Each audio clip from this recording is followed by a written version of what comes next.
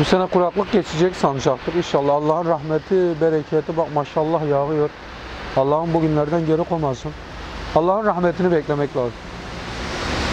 Başka diyecek bir şey yok. Dedikodu, medikodu bunlar boş. Kurbanım Allah'a. Kendin dediği olur. Mevsimine göre yağar.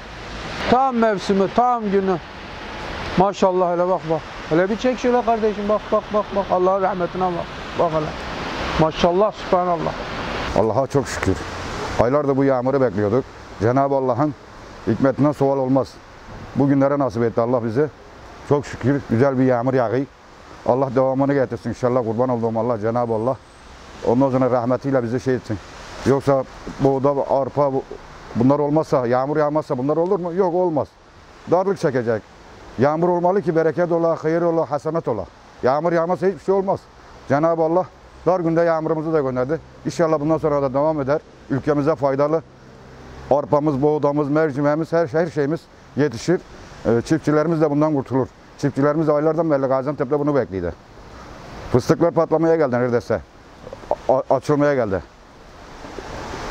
Cenab-ı Allah kurbanım kendine. Allah yüzümüze baktı, güzel bir yağmur yağdırdı da şehrimiz belki de güzel oldu. Her taraf temizlendi mikroplardan. İnşallah devam eder, yağar. 3-5 gün bir hafta daha yağarsa hiç olmazsa toprak şeye doyar, yağmura doyar.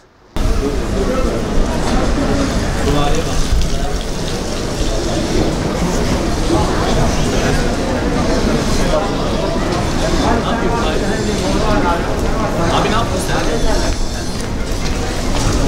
Teşekkür ederim.